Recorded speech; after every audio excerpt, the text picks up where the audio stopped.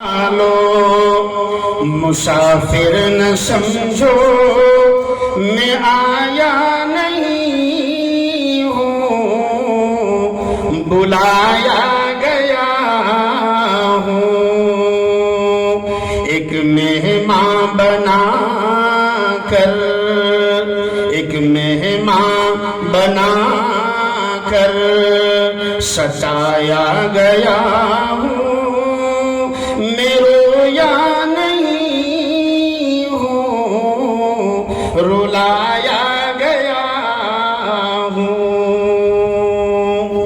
کیسا رلایا ہے؟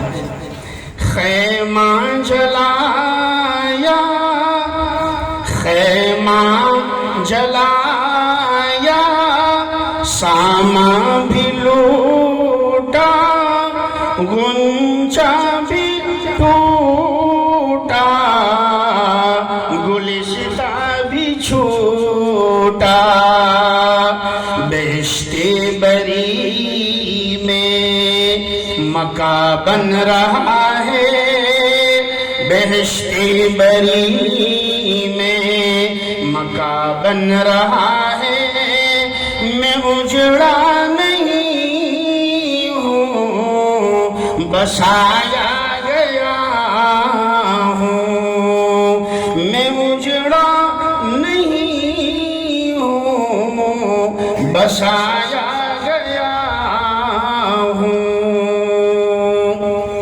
اور کیا امتحان تھا کربلا کے بھائیوں! داستان سنانا بڑا آسان ہے، سننا بڑا آسان ہے۔ 3 دن کے بھوکے اور پیاسے نبی کے گھرانے پر کیا گزری ہوگی۔ آدمی اپنی بھوک برداشت کر سکتا ہے، اپنی پیاس برداشت کر سکتا ہے، اپنے معصوم بچوں کی بلبلاہٹ کو برداشت نہیں کر سکتا۔ آدمی دم توڑ دیتا ہے بچوں کی تکلیف دیکھ کر۔ نواس رسول پر اور خانوادہ نبوت کے چشم و چراغ پر وہ کیا قیامت ٹوٹی تھی کربلا کے میدان۔ خدا جانے کیسی، خدا جانے کیسی ہے یہ میزبانی، 72 پیاسوں کا ہے بند پانی، 72 پیاسوں کا ہے بند پانی، مقدر میں ہے جام، مقدر میں ہے جام کوثر کا پینا، میں پیاسا نہیں ہوں، پلایا گیا ہوں، میں پیاسا نہیں ہوں، پلایا گیا ہوں۔ حضرت زہیر ابن القین رضی اللہ تعالیٰ عنہ خطبہ دیتے جا رہے ہیں کہ اتنے میں شمر لعین بولا، وہی شمر جو نواس رسول کا اہل بیت کا دشمن تھا، اور اسی کی چنگاری پر عبید اللہ ابن زیاد نے اعلان جنگ لکھا تھا، فرمان جاری کیا تھا۔